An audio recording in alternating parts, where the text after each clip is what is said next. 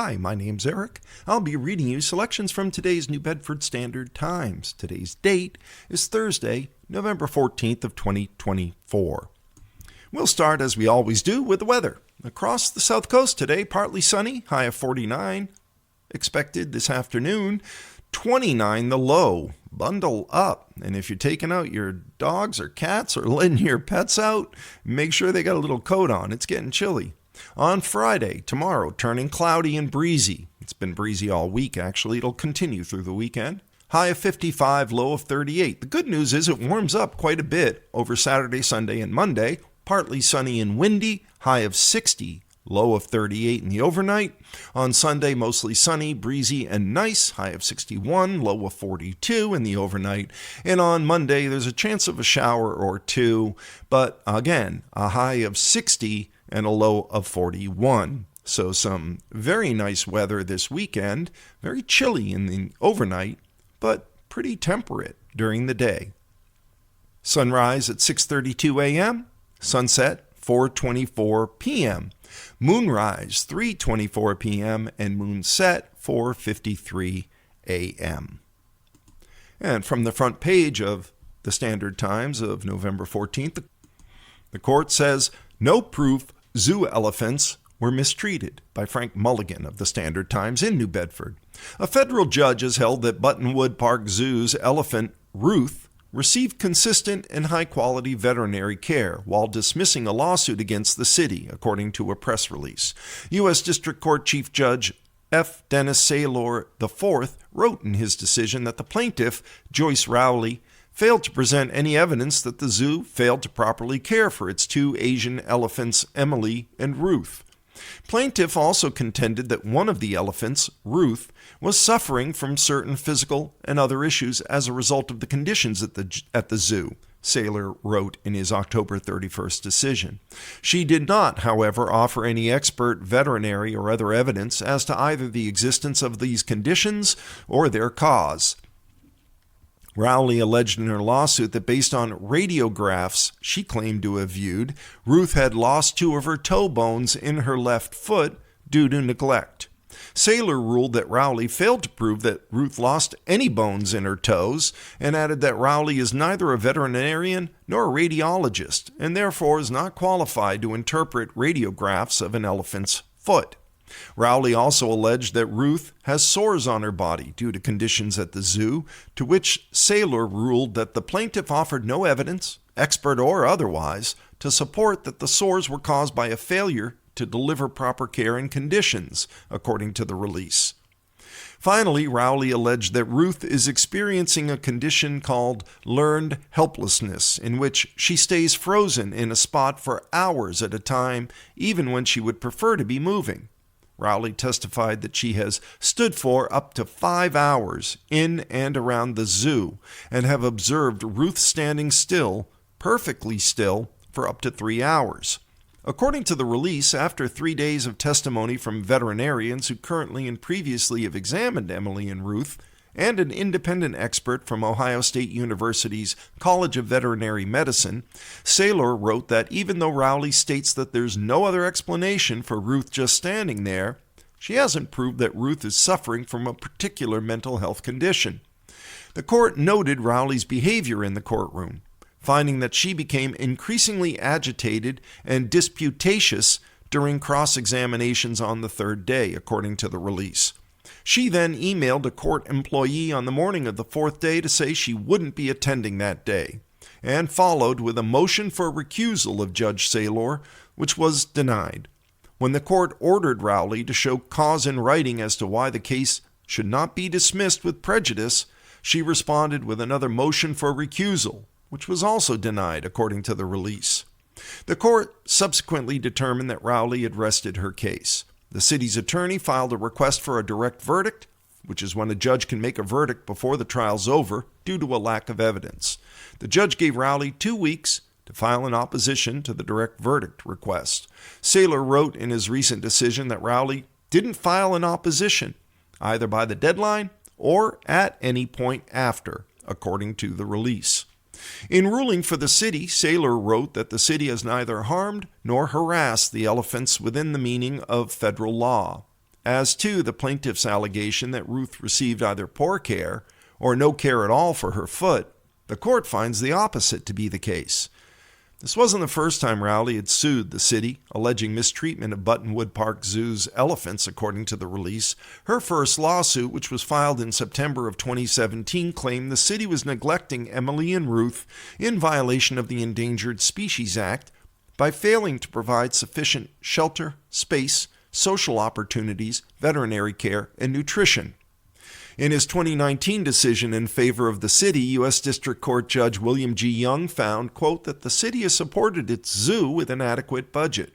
It had attracted a cadre of dedicated, professional, empathetic, and innovative zookeepers, and it had employed top-notch veterinarians wherever necessary.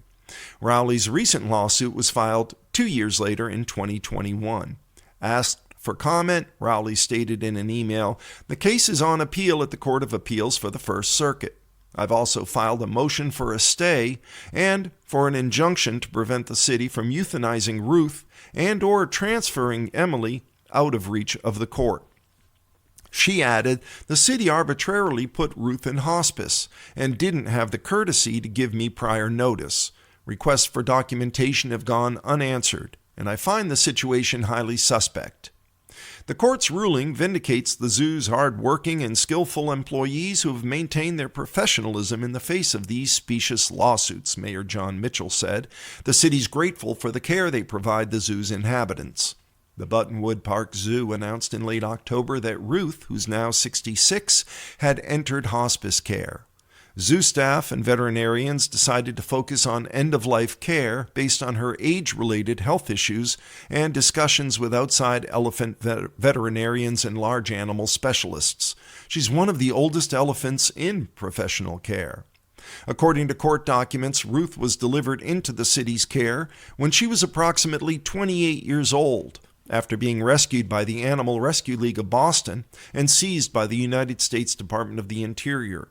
While she was once owned by Benson's Animal Farm in New Hampshire, she was found abandoned in 1986 in a truck on a dump site in Danvers, Massachusetts. A United States Department of the Interior report from the time she was seized indicated that Ruth suffered from the following issues, among others. Her ear condition was fair, with one hole and ragged edges on each ear. Her skin condition was fair to poor. Her tail and skin had an extreme buildup of necrotic tissue. She had scars on her legs, indicative of excessive chain wear, and on her chin, more than 20 hook scars. She had partial trunk paralysis, and she was underweight. In April 1968, when she was 4 years old, the city purchased Emily from the Mendon Animal Farm and transferred her to the zoo, according to court documents. Emily was a healthy young elephant at the time of the city's purchase. According to court documents, at the time of Rowley's first lawsuit, Emily was 55 years old, and Ruth was approximately 61 years old. They're among the oldest living Asian elephants in a zoo setting in America. The average life expectancy for Asian elephants in captivity in North America is 44.8 years, according to court documents. The city was represented by John A. Markey, Jr. of the New Bedford law firm Markey and Walsh. The next story on the front page of today's Standard Times, New Bedford Oral History Project tells immigrants' stories by Catherine Gallerani. Casting a Wider Net, a new exhibit exploring the stories of Cape Verdean, Vietnamese, Puerto Rican, Cuban, Guatemalan, and Salvadoran members of New Bedford's working waterfront in their own words, is opening to the public. The exhibit debuts on this Thursday, November 14th, today at 6 p.m. on AHA Night at the New Bedford Fishing Heritage Center at 38 Bethel Street. The exhibit will remain on display through May 31st and then travel to locations throughout the community. Anyone interested in learning more about this project is encouraged to explore the exhibit and meet with the program participants from 6 to 8 p.m. All of the community ethnographers are committed and expected to be on hand to answer questions along with some of the people who shared their stories through the interview process. There'll be several organizations at the opening event, including the Immigrants Assistance Center and the artist in residence from the National Park, who's launching her own storytelling project. This exhibit is the culmination of the FHC's Casting a Wider Net Community Oral History Project, which was developed to collect and share the stories of communities of color that are an integral part of New Bedford's commercial fishing industry. The project provided ethnographic training for 9 people from those communities who led the documentation effort, conducting 14 interviews in English, Spanish, Creole, and Vietnamese. The resulting photographs, recordings, and transcripts will become part of FHC's archive and the NOAA Voices web-based archive, and they are the basis of the new exhibit. The center's goal is for this pilot project to serve as a launch pad for future efforts to document the contributions of people of color in the fishing industry, and to build local capacity for people to tell their own stories in their own words. Making these stories more visible is an important part of the New Bedford Fishing Heritage Center's mission to tell the story of New Bedford's fishing industry, past, present, and future. The exhibit will showcase videos, photographs, and quotes from the oral history interviews, as well as links to the full interview transcripts. Participants will have the opportunity to hear the voices of each person who was interviewed, view a scrapbook with photos of our interview narrators and their families, and write the messages in the exhibit guestbook.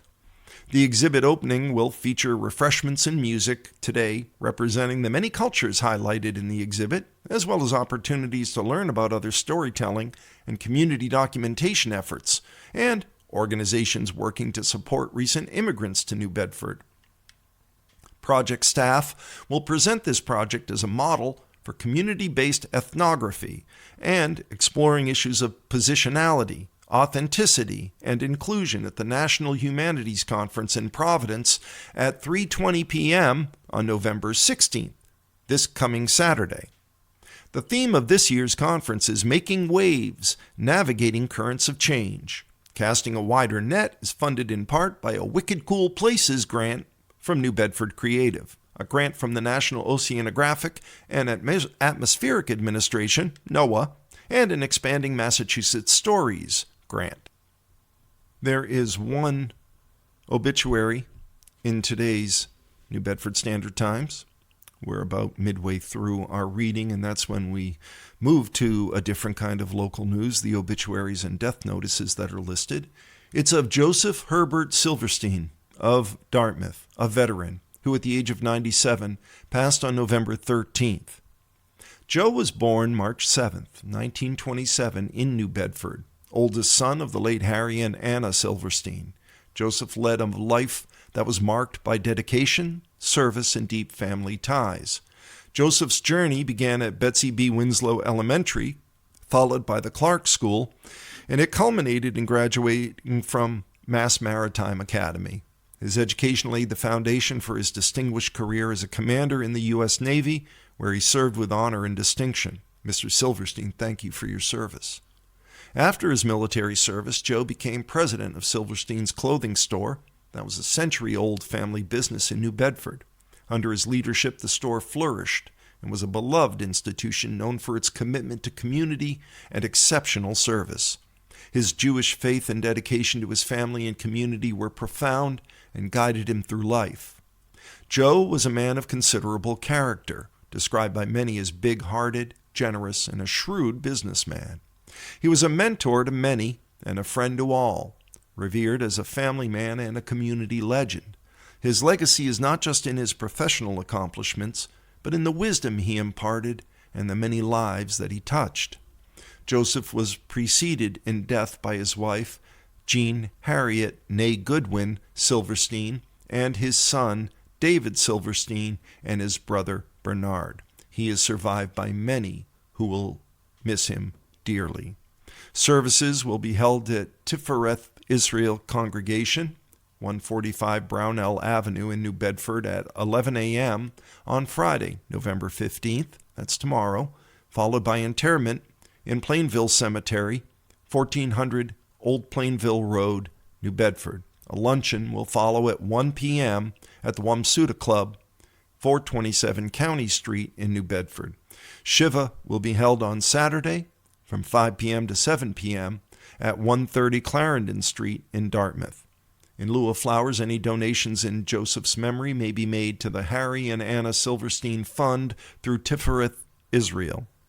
Joseph's legacy lives on through his family, his community, and the countless lives he touched.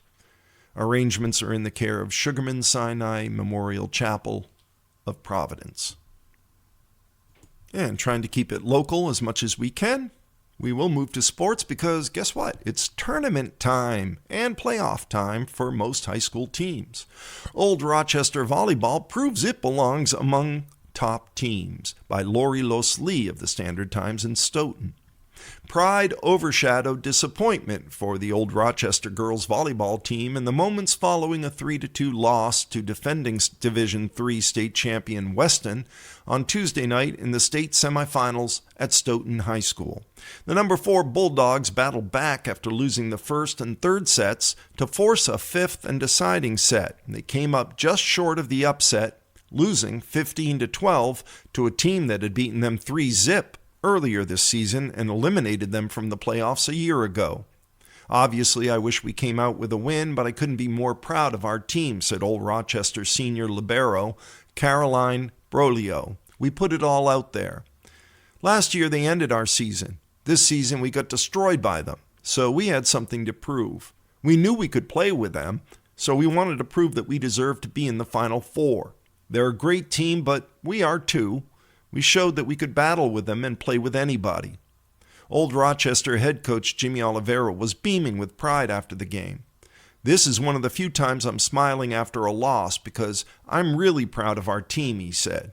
The first time we played them, it was the second game of the season, and they beat us by 13 or 14 points in every set, winning 3-0. I was really proud of our girls to step out there and compete until the very end tonight. That's what it was all about. That's what it's all about, and that's all that we ask for at Old Rochester. Over the past 8 years, Oliveira transformed a struggling program, turning the Bulldogs into one of the top teams in Division III year after year, winning the 2021 state championship and reaching the state semifinals in 2022 and 2024, making it to the Elite Eight in 2023. I think we're recognized, Oliveira said. When I first started coaching at Old Rochester with my staff, I don't think that's something that we thought about. Every year, what's our goal? It's to get back to where we finished. So next year, our goal is we need to get back to the semifinals. I think we set a high standard, and the girls buy into that. They see the success, and they see that they're having fun and they're learning, and I think that helps us along the way.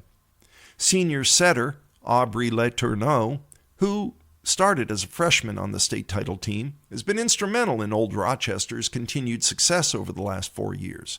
She's someone that's changed the culture of our program, Oliveira said. From the standpoint of being a really good teammate to being a committed, dedicated type of player who's always positive. She's the player that every coach wants, and she's the player that every kid looks up to. I'm really proud of her for all that she's done for our program. Letourneau isn't surprised with another deep playoff run for the Bulldogs. This isn't something lucky, she said. It's something our coaches have built over time. Just watching the freshman girls and the junior high girls, we can tell they're going to continue the legacy of the program, and they're going to keep this going, and keep it going of getting this far in the tournament every year. How it happened? Weston jumped out to a quick 5-zip lead in the first set and cruised to a 25-14 victory. Old Rochester responded in a close second set that featured 7 ties, with the last coming at 24 all. The Bulldogs took advantage of a missed serve and Weston misuse to win 26-24. I knew that they improved tremendously, and we couldn't take anything for granted with them, said Weston head coach Eileen LeBlanc. They were keeping us on our toes, and we had to adjust and do things and step up in the moment. Weston came back and won the third set 25-18, with 6 kills from senior Fielding Mayhew, who's committed to play volleyball at Providence College. She's definitely the stud player on our team, LeBlanc said. She's the game changer and the one everyone tries to plan around. The Bulldogs answered in the fourth set as a string of serves from Broglioli and senior Cammy Van Ness put them up 12-5. ORR clinched the 25-15 win on a kill from Letourneau to force a fifth set. Weston took an 8-4 lead in the fifth set before the Bulldogs pulled within 10-9 on a service ace from Van Ness. Weston scored 5 of the next 8 points to pull out the 15-12 win on a slam by Mayhew for her 23rd kill of the match. "It stings a little bit, but I can't ask for more," Oliveira said. "They did a great job in all aspects of the game. When you look at the whole game, they played their best game of the season, and I'm proud of them." What it means? The Bulldogs finished the year with an overall record of 20-4, 2 of their losses coming to Weston. Weston will face number 2 Medfield in the Division III state finals at a date and time to be determined.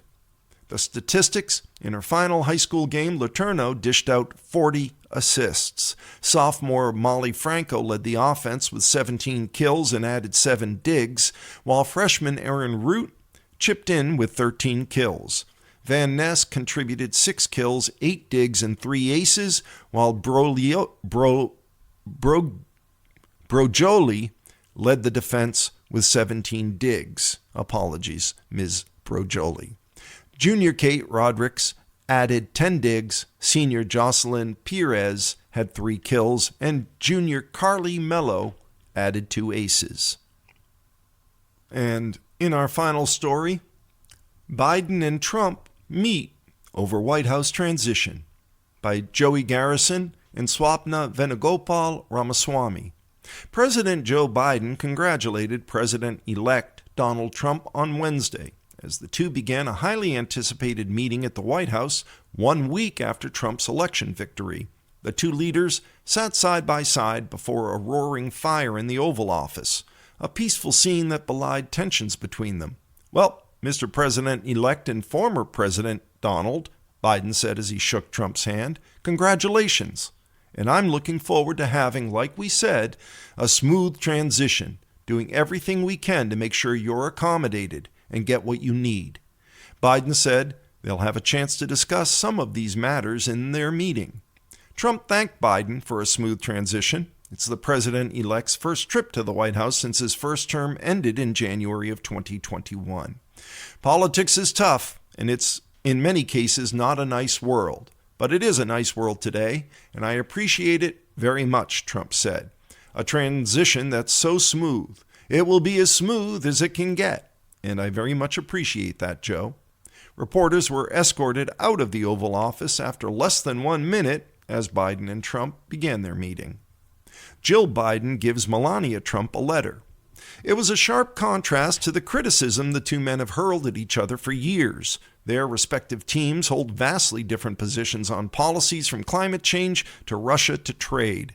Biden, who's 81, has portrayed Trump as a threat to democracy, while Trump, who's 78, has portrayed Biden as incompetent. Trump made false claims of widespread fraud after losing the 2020 election to Biden. Biden dropped out of the 2024 race in July after a disastrous debate with Trump. He handed his candidacy to Vice President Kamala Harris, who lost.